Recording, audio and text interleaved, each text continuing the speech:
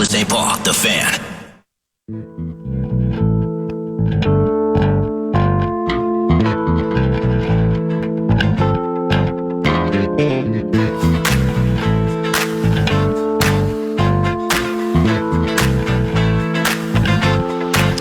AllStar weekend and all that it provides is in the rearview mirror. And let's chat about the Minnesota Timberwolves with that best record in the Western Conference, and also into the post-All-Star scenario, beginning with Milwaukee and Giannis on a Friday evening at 9 o'clock at Target Center. The talented Dane Moore can be found at Dane Moore NBA via Twitter or X, at Dane Moore NBA. And here he is. Dane, it's Paul Allen. How are you, my friend?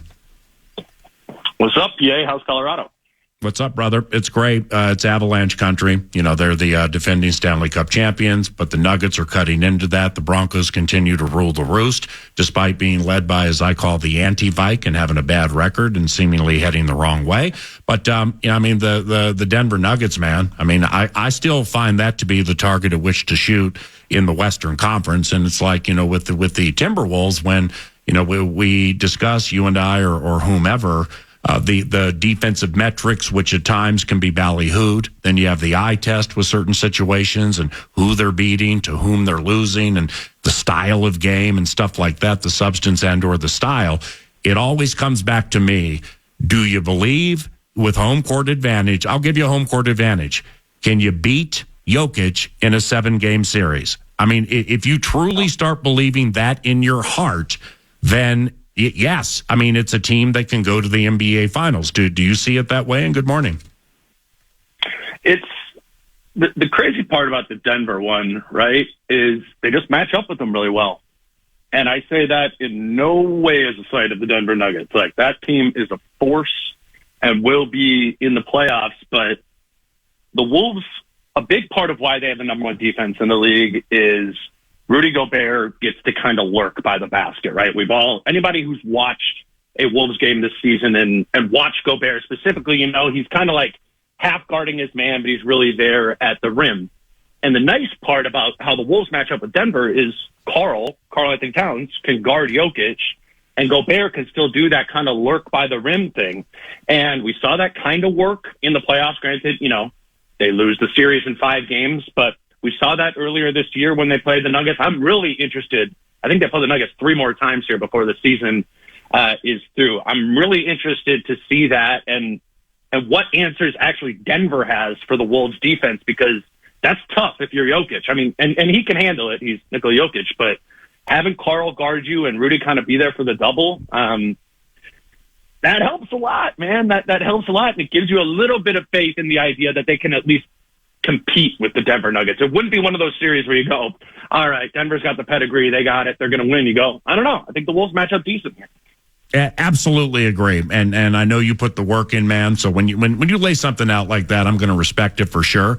But they're what the Wolves do against the Clippers. I mean, you know, I can't remember the last time they lost to the Clippers, and I mean the Wolves entered the break in quite auspicious fashion. You know, the Clippers, the LA Clippers.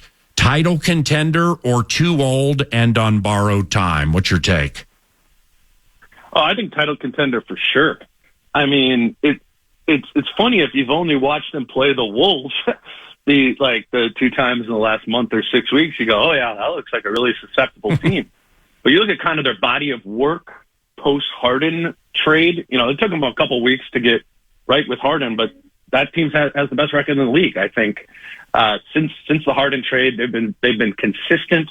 They've been dominant, and the 3 studs on that team are learning how to play together. It's just another interesting matchup for the Wolves, and this one's less so about Gobert. The Wolves are kind of loaded with perimeter defenders, right? Like, they can kind of match up with Kawhi Leonard, Paul George, and James Harden there. So again, somebody they're going to need to go. This is all just crazy, right, Paul? Like, the idea that these teams actually need to go through the Timberwolves, and that's a legitimate, right. That's a legitimate obstacle for them to go through. It's crazy. It's crazy how far things have come.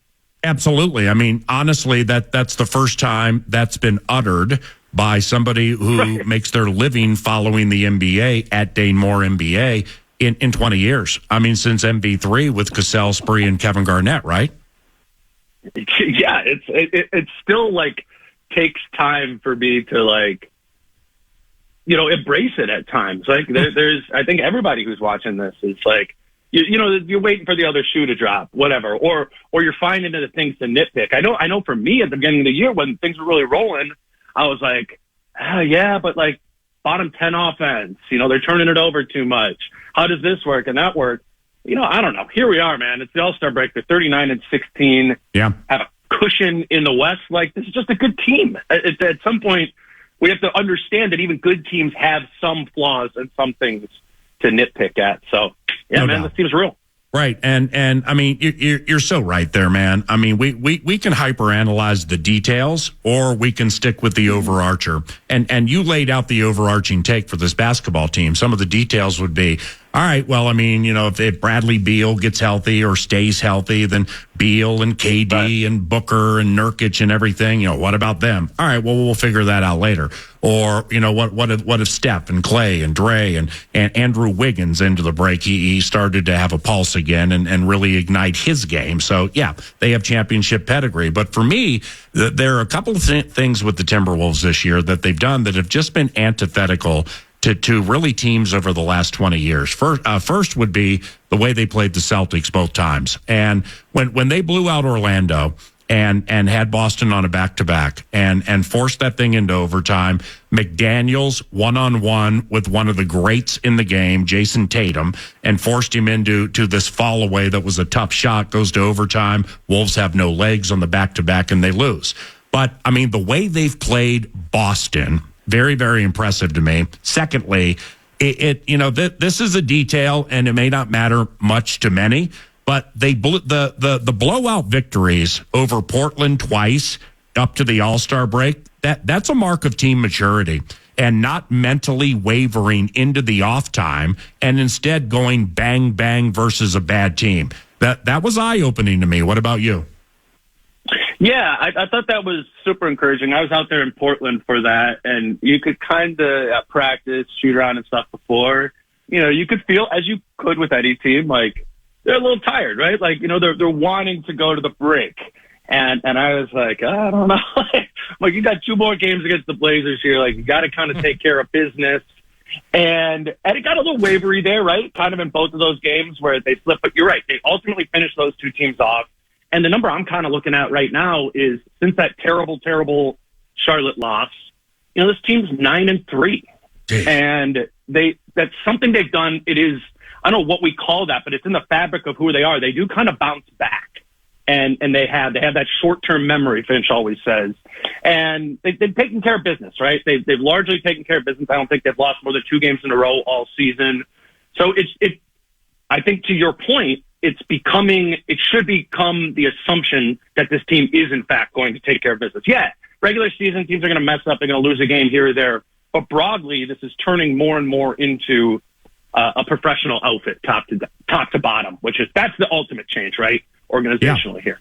Is Rudy Gobert going to win his 3rd Defensive Player of the Year award? No, he's going to win his 4th, Paul. Oh, to be 4th, my bad. All right, 3-2. That's big time. Dane Moore at Dane Moore NBA. Hey, I've been meaning to ask you this for about 3 weeks. Is Rudy Gobert going to win his 4th Defensive Player of the Year award? I think so. And you know what I was thinking about? I think he's going to get MVP votes, end of the MVP ballot, right? I think there's that level where you're like, all right, you're the Defensive Player of the Year. And then there's another level above that where you're more than the best defensive player in the NBA. And I think that's what Rudy Gobert is this season. I'm sure that's probably, I wasn't following it close enough in Utah. I'm sure that's how that felt there as well, where this dude isn't only the best defensive player in the league. It is his impact on winning and what really covering him day to day. What sticks out more than anything is his consistency and his professionalism. Like, this dude doesn't have days he takes off. He doesn't. And 95% of even star players do that. Like, I think this guy is not only the best defensive player in the league, but one of the most impactful on winning. And I wouldn't be surprised if he grabs a 5th place MVP vote or 2 when the time comes. And it's crazy that we're talking about that when he wasn't even at at the All-Star game this past weekend, but to me, that's the real value. That's the credit that Rudy Gobert deserves for what he's done this season. Right. I love that. Now, speaking of All-Star Weekend, what did you think of All-Star Weekend and all that it provides? I mean, the game was unwatchable. It was awful. You look at Finch on the bench, and he kept looking over his right shoulder up at the score. He wasn't looking at the score. He was looking at the clock, wishing they had running time. It just looked like they were so bored. I don't know, man. I didn't dig it. I don't know what they can do with it, but just the weekend in totality, what'd you think? It's just sad. I think that's where I'm at. I think about, being a kid and that being an opportunity to, and I just had Fox Sports North or whatever the Wolves were on at the time. I wasn't watching the rest of the NBA, and that was my opportunity to see a lot of those guys, outside of Sports Center. And I think they've lost that. They've lost the showcase of it all. And I think the NBA is largely in a really good ascending position, but it's some of this stuff in terms of marketability that is frustrating and that they're fumbling. I kind of put it together with the poor television deals that the league has on a local level, not just here. We need to do a better job of effectively promoting our game. And I think the All-Star Weekend was a representation that we're not doing a good job of that right now. If they don't, I think it was Scott Van Pelt. He tweeted, if they don't care, we're not going to care, and that's just, I don't care. I mean, I don't care. I haven't cared for 5 years. It's been like this. I don't go to it anymore. I'm like, what is this? It's just like a performative, sales pitch for advertisers. It's kind of sad. It's kind of sad to me that's what we've gotten with the All-Star game. Right. And I mean, I don't need 1998 and Jordan freezing out Kobe Bryant. Okay. Although that was kind of cool, because you can kind of feel it during the course of the game. At least it provided a little bit of drama. And I'm also completely in understanding of players who are not going to go 10 out of 10 in a situation where last thing you want to do is get hurt in the All-Star game, man, specifically if you're on a good team. But the Adam Silver, the commissioner of the NBA, I couldn't believe how flippant he was when he gave Giannis the trophy, and he's like, well, you scored the most points or something like that. I mean, bro, why don't you just come out and say that you didn't dig it, you didn't think they went hard, your email box is going to be full with complaints, as opposed to being that callous and that flippant. If he was trying to get across, that I'm the commissioner, I'm the ruling czar, and I'm not happy with that, well, then fix it. You know what I mean? Mm-hmm. Yeah, and I think that's the thing. And to be fair, I don't know what the answer is for fixing it, right? It just, for one reason or another, it's not going to be what it was 15, 20 years ago. Yeah. So I think you kind of have to take a whole new approach to what that looks like. And, Adam and his staff are paid handsomely to do that. But really, I think this taps into a broader macro issue about the schedule and about how this all works. These players, Paul, they need a break. They need this. I mean, I've just been on the road with the team for the last couple of weeks entering All-Star break, and it's low gas tank. It just is. And I mean, they played at 9 p.m. on Thursday in Portland, and then they got to fly, and they had practice at 9 a.m. the next day. Wow. In Indiana. What do you want Ant to do? I mean, don't shoot him left-handed, Ant, whatever, but you're not getting Anthony Edwards and Karl Anthony Towns and Chris Finch on their best, most focused, energized behavior. And that goes for all 24 players who are there and both coaching staffs. We need to do something different with the schedule that I don't know. And I don't know exactly what the answer is there, but when these guys are tired, they're going to use the All-Star break as a break, not as a time to compete. And I think we need to operate accordingly. Dane Moore at Dane Moore NBA via Twitter and or X, and there's also podcasting that he does there, and I've listened to a few of them. He's quite good at what he does. At Dane Moore NBA, the Ballyhooed Bucks are here Friday evening, Target Center. Were they bet? And this might be a ludicrous question, and you still have 40ish and change to play. I don't know, but and they've had a coaching change, obviously, but. Were they better with Drew Holiday and not Damian Lillard? They had more of an identity. I mean, they're kind of like the Wolves defensively, right? Like that was probably the number one team you were scared of, just the size and the length. Brook Lopez at the rim, Giannis Antetokounmpo, lurking like Rudy does, Drew Holiday at the point of attack. It's not only like swapping Drew Holiday for Damian Lillard. They did nothing else to address perimeter defense, which they were elite at. Like old friend of the Timberwolves, tries really hard defensively, not a good defender. I mean, watch when the Bucks play the Wolves on Thursday. Malik Beasley is going to be guarding the Wolves' best player, Anthony Edwards. That is a completely different weapon than what the Wolves will put on the Bucks' best player in Jaden McDaniels. Right. It's what Finch talks about all the time as being such an important thing in the NBA right now is that point of attack defense. And if your number one point of attack defense guy is Malik Beasley and your number two guy is Damian Lillard, good luck. Good luck being an average defensive team in the league. That's to me where it breaks down for the Bucks is they lost that defensive identity, and it started on the perimeter with Drew Holiday for sure. What a great point. I mean, even Grayson Allen, coming off the bench or starting occasionally for Phoenix. I mean, Grayson would mix it up a little bit too on the perimeter with the twos and everything. That's a great point. Now, with Jaden McDaniels and this Timberwolves defense, has Jaden McDaniels' defense regressed in any way this season, or do you still see him as super sticky and like lock you down like a new age Michael Cooper? I think it's one of those weird perception things, Paul, where we do it with the contract, where we anticipate once the contract goes up, we anticipate the production to go up accordingly, right? And yeah, has Jaden taken a big step forward this season? No. Did his contract take a big step forward? Yes. Actually, that doesn't kick in until next season, so maybe we can chill on that a little bit. But I think it's a lot more about that, where Jaden doesn't seem to have gotten significantly better, and people are thinking about how his pay grew, immensely. And I think, that the foul stuff is still annoying. He needs to control some of his emotions a little bit better. The way I think it has kind of improved is offensively.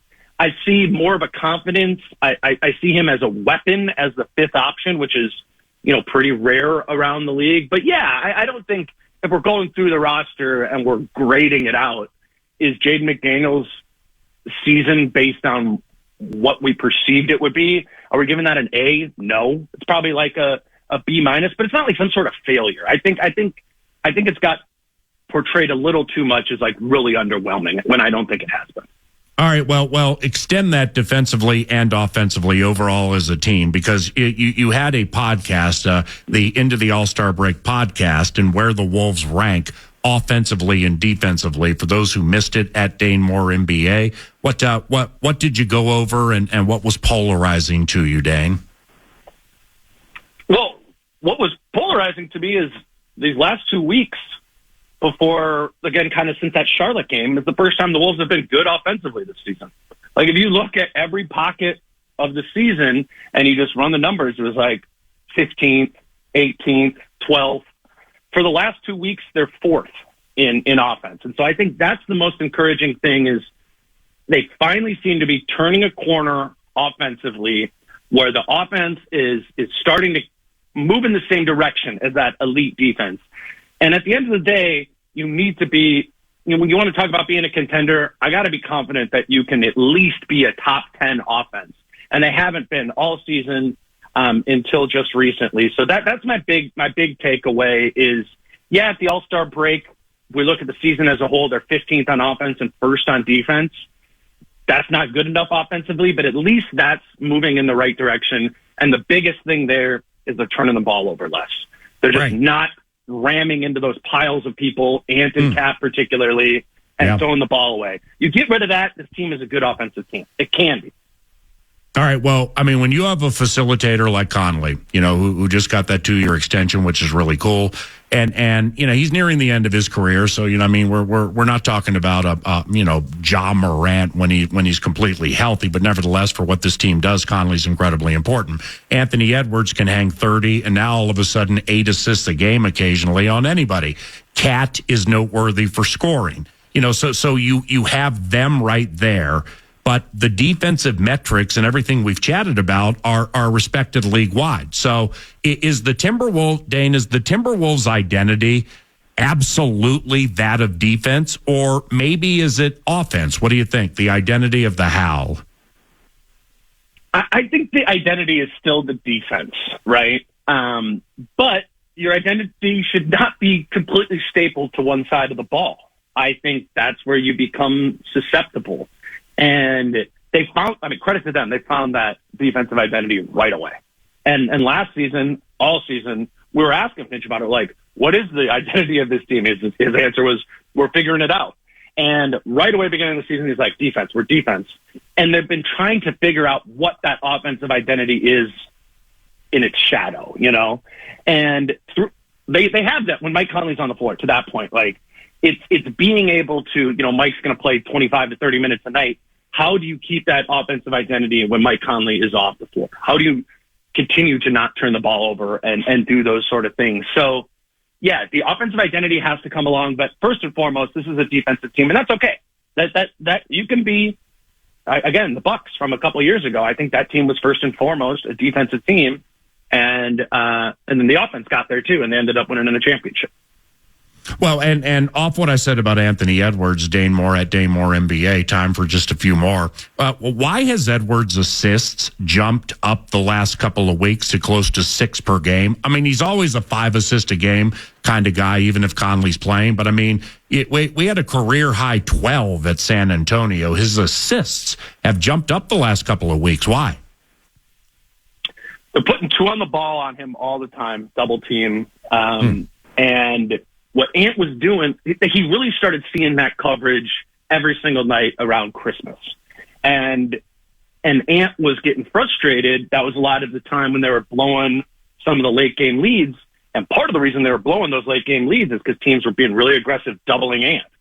And again, for like a month, he was just kind of trying to plow through that. And he was actually, his shooting percentages were going down. He was turning the ball over more. What he's doing now is when he's getting doubled, he's getting off of it with the idea, if he does it early in the possession, that the ball can get back to him in single coverage and he can go and attack. Like, that's the Wolves' best offense, right? When Ant is against a shifted defense, grab, go, attack, and finish. And I think that's what you're seeing from Ant. And the assist numbers are going up because if there's 2 on him, it's 4 on 3 on the backside, and he's learning that. He's finding those skip passes to corner. He's growing in his ability to read the floor, and particularly off of double teams and help. I think that's why you're seeing the offensive numbers go up, and that is an attribute of this team, of its best player. That gives you confidence that this team, again, can be globally a better offensive team than it has broadly been this season. And the team's probably third best player. I mean, second offensively, but third overall in my estimation, Karl Anthony Towns, attempting to achieve legendary status.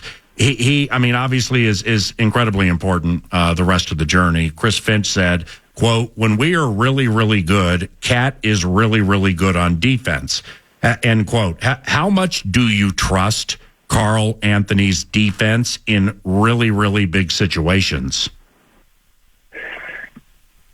I asked Finch the question about when he gave that answer, and what I had noticed that provoked that question was something Karl's been really good at this season is kind of walling up at the rim as a rim protector, which is a real weapon. If your 4 can be a rim protector in that sort of way, it just matters. It matters more than even when Karl was doing that when he was at the 5, right? There's less of an expectation from that position. Obviously, we know defense is the lesser side of the ball for Karl, but I've seen him consistently do that at the 4 this season, and that has driven this team defensively to be number 1. It's not all Rudy Gobert. It's not all Jaden McDaniels. Yeah. The reason the Wolves are good is they don't have a real weak link defensively. That used to be Ant, right? You set a screen on Ant, he would get lost. You put Karl in coverage, he would get lost. Like, both of those guys have become more consistent defenders. And at the 4, with Karl and Naz too, like, that was, we came into the season like, that's the place they're going to attack, right? And both of those guys defensively guarding wings, fours, small ball fours, whatever. They're moving their feet better, and they're still presenting size. And I think Carl has really grown in that this season, and that's what Finch is talking about. He's like, if Carl can do that, then, like, we're ready to go in the playoffs against anybody, because we have Rudy Gobert, and we do have Jaden McDaniels and these other guys. So that's just what I've been noticing out of Cat recently, and I've seen, I think you feel that impact of 5 guys who are competently defending, no weak spots. My man, you're fantastic. Excellent work, continued success, and I'm sure we'll catch up soon. Okay, Dane? Yes, sir. A lot of Wolves to talk here for the next couple months, PA. Let's do it. Absolutely, brother. I'll see you later. Dane Moore at Dane Moore NBA. Yours truly, Paul Allen, heading into the second half of the presentation. It's 30 minutes past the hour. That's KFAN News Time. KFAN, The Fan.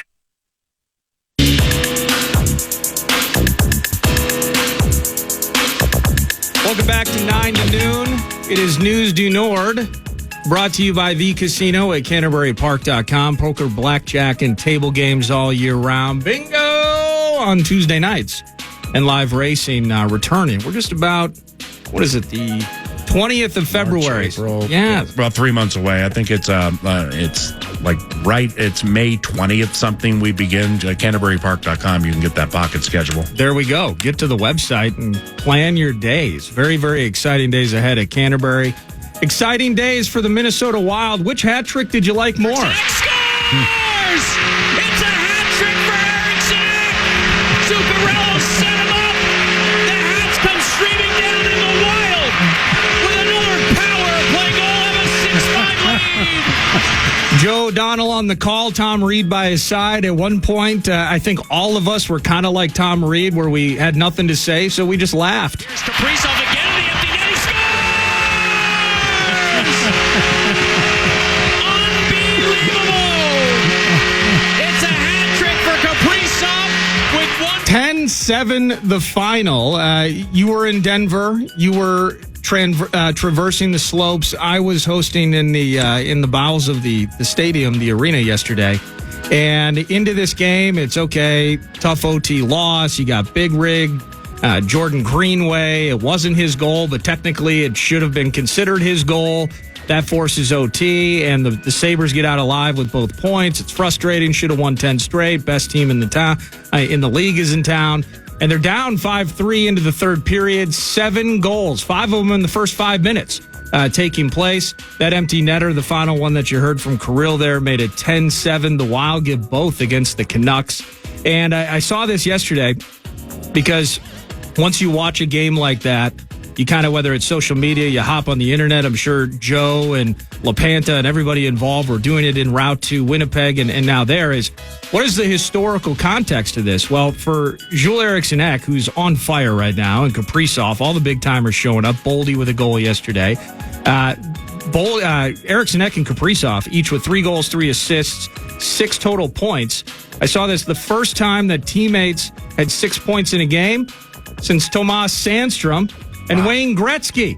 Jeez. You're in the conference. It's how many Gretzky bombs do we get to put out there these days? That was in a 10-3 win against the Red Wings in October of 93. So it's been 30 years since we saw a couple of teammates produce what they did yesterday, but feeling dead at times in the second period. Awful performance by Gus Bus. That didn't help anything. But you get those goals, you're up, it's closer.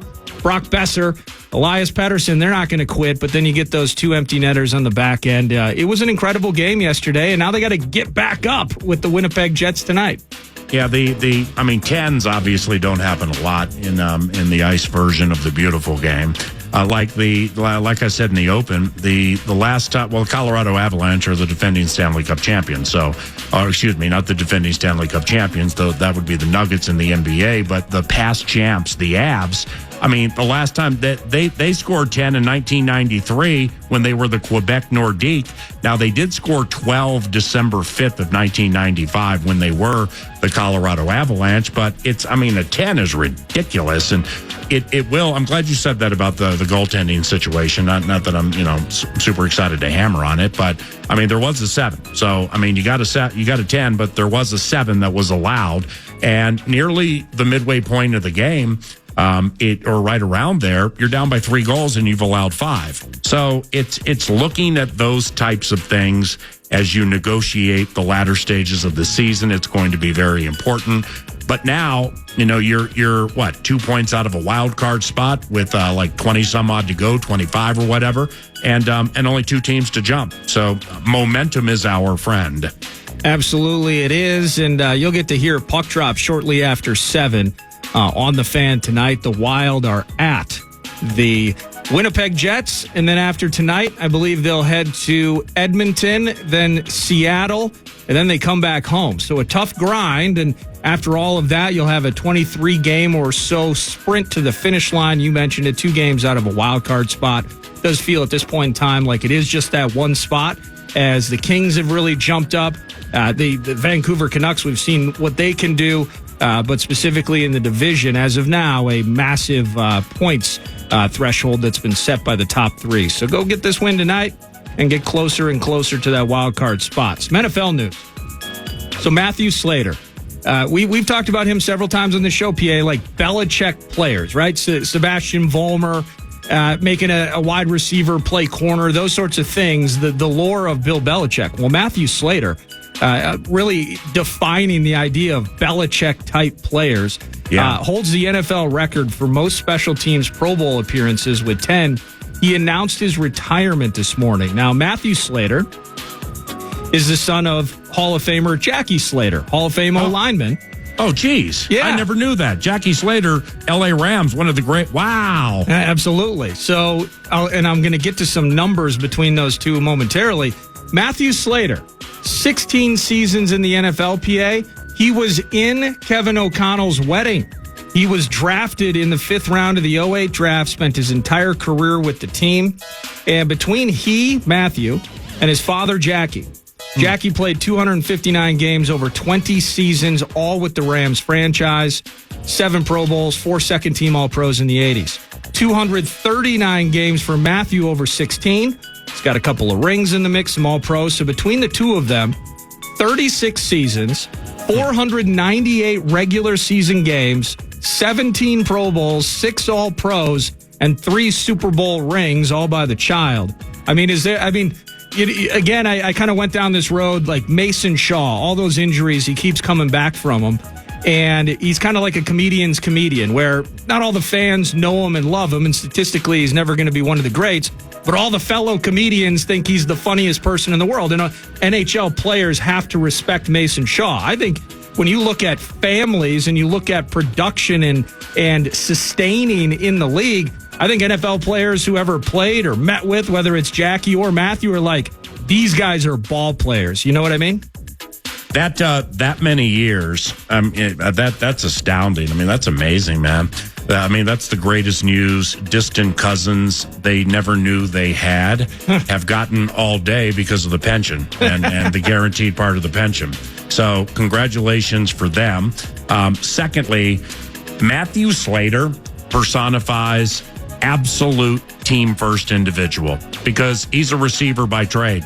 And they, from N'Keal Harry, all the way back to the Bethel Johnson days, which is before Matthew, but it's not like they've been wheeling out the greatest receivers in the history of the NFL with the New England Patriots, and they got Tommy throwing the ball.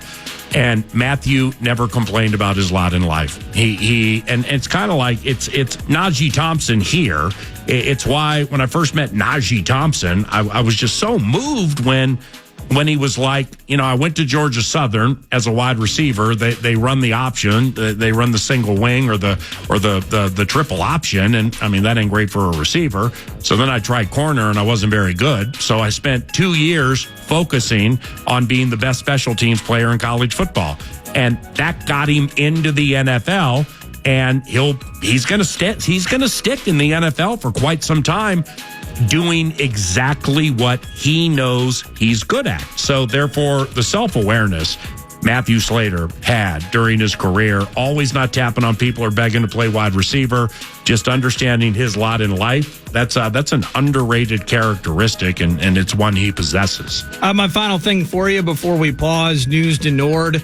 And you mentioned him a couple of times, but just kind of frame it up for me. So Mike Conley gets the 2-year extension, $21 million, team-friendly, this, that, and the other thing. At this stage of his career, as we've seen those minutes start to drop, you even mentioned it with Dane, like, hey, Anthony Edwards, you're seeing that assist number increase game by game by game by game. So there's some on the court, off the court leadership, veteran presence, calming influence, maybe parts of this conversation. But Mike Conley sticking with the Wolves, how do you frame up what that looks like now moving forward, knowing that you got another couple of years, certainly the backside of his career, but he's staying here with the Howl? It's fantastic. I'm a fan, and I'm a fan not only of the way he plays, but I did a charity event in Minneapolis with Chris Finch right before the season, and Mike Conley was there, and I got a chance to meet him a little bit, and I've talked to Finch on and off the mic about Conley and his importance with this team. It all adds up. And, see the Matthew Slater-related conversation, but just segue it to another game when it comes to self-awareness. Mike I would imagine, would like to play 40 minutes a game, and there may be some postseason games where he gets up there in the high 30s. And, that teardrop in the key is super sweet. His three-point game, he can hit threes, but, it's just not quick twitch the way it used to be, simply because he's been in the league so long.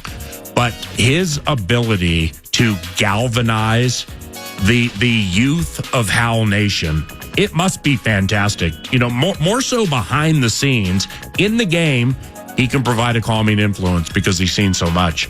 And he and Rudy are very, very close, from what I understand, and that goes back to their Utah days. But that's important. Look how Rudy's jumped out of his skin this year.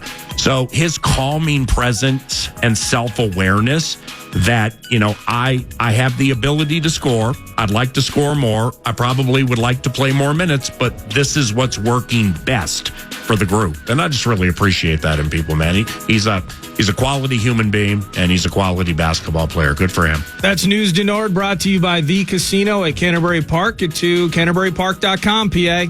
All right, the NFL draft, KFAN has learned, about 2.5 months away, something like that. About 9-10 weeks away. Yours truly at the Scouting Combine in Indianapolis next week for a couple of radio shows on Tuesday and Wednesday. We obviously will deep dive the draft with some elite football minds there. But around the corner, I want to start something. Just like who's surrounding us and, low key, what are they thinking about? The Jets have 10, the Anti-Vike has 12, we're at 11. Let's begin with Bob Wischusen, the play-by-play voice of the New York Jets, around the corner to talk about that 10 spot and much more. You're listening to FM 100.3 KFAN. It is 46 minutes past the hour. That is KFAN News Time. KFAN, the Fan. 2nd and 7 at the 50-yard line. I formation. Brees Hall the eye back. Takes another handoff. Runs left.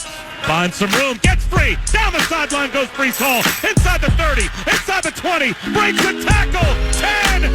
5. Touchdown.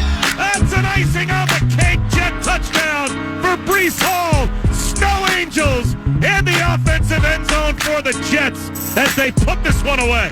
And on the other side of the coin, Bob, you had the defense celebrate. Now you got the offense celebrate. What an outstanding game for Brees Hall. The first voice you heard, Bob Wischusen, the play-by-play voice for the New York Jets, also does a lot of work for ESPN. And here Bob joins us now. Bob, it's Paul Allen. How have you been? Good, Paulie. How are you doing?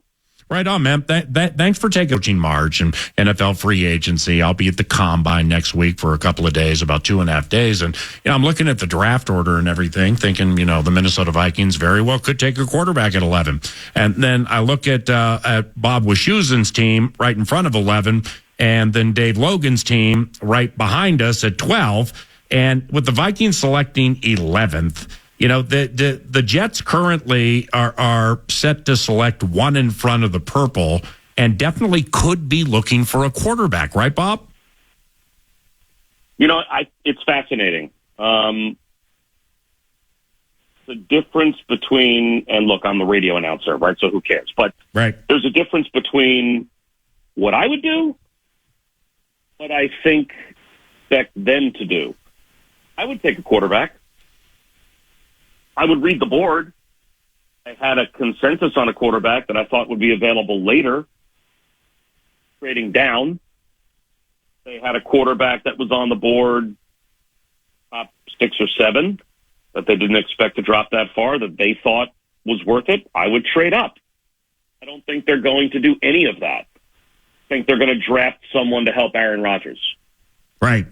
And speaking of Aaron, I mean, it's so unfortunate that, you only got to call a truncated amount of his games last year because of that Achilles. Would you expect 4 plays? Right. It was beyond truncated. We 4 plays and one pass, snuffed out pass attempt, and then it was over. How about that? I mean, that's just awful. And seeing him as much as we have in NFC North Country, I mean, he's HOF. He's a terrific player. Are you feeling a resurgence from him next season? He'll have a 2x4 on his shoulder. He wants to prove to the whole world that not only can he come back from this, but that he can be what he was, his coach who he likes, coordinator who he has basically been married to. Those two have come under tremendous fire. Everything kind of fell apart without him this past year. Of course it did. They lost their franchise quarterback 4 plays into the season. No one can overcome that. Even all the second guessing that everyone threw at them is they should have had a better backup. They should have been prepared. No one can be prepared for that. You can't be prepared for losing Aaron Rodgers 4 plays into the season. And the only backup quarterback that even made the playoffs was Joe Flacco, and he was their 3rd try. They accidentally in Cleveland fell into Joe Flacco when the other 2 backup quarterbacks they had on their roster were so terrible, they were basically like, we'll try anything now. Joe Flacco's available, great, bring him in. I mean, the 2 quarterbacks they had on their roster that were backups to Deshaun Watson were threw 2 touchdowns and 9 interceptions or something, and they were so hapless that they basically were looking for any other alternative. So the idea that the Jets, Wilson, by the way, I think went 5-7 in the 12 games that he started, which is probably a better winning percentage than just about any other backup quarterback outside of Flacco had in the league. So there's no way they could have been prepared for that. So Aaron Rodgers wants to come back and prove everything wrong about himself, about his ability to recover and maybe win comeback player of the year, that his coach is a good coach, that the offense coordinator knows what he's doing, that guys like Alan Lazard that he brought in because he trusts them aren't wastes, that the Jets organization isn't a curse. He'll take all of that on his shoulders, and he wants to take a victory lap next year. And I even think beyond. I don't even expect that this is going to be a 1-year thing. I think it's going to be a 2, maybe 3-year thing with them. The voice of Bob Wischusen. He's the New York Jets play-by-play voice. Also calls a lot of sports on ESPN. Very good at what he does. And with the New York teams based in New Jersey or whatever, are there many Jets and Giants fans, or is it generally one or the other? Yeah, it's one or the other. Right. No one roots for both. I mean, maybe if you're a little kid and your dad doesn't tell you have to pick. That's about it. By the time you get to be an adult, you pick one or the other. And look, Jet fans wear the fact that they're kind of the redheaded stepchild, right? They're outnumbered by Giants fans. The Giants, the teams that have won the Super Bowl, they're the, kind of the traditional old, 100+ year organization, original NFL team. And the Jets are still in New York sports, kind of, the AFL, AFC newcomer that, hasn't had nearly the success.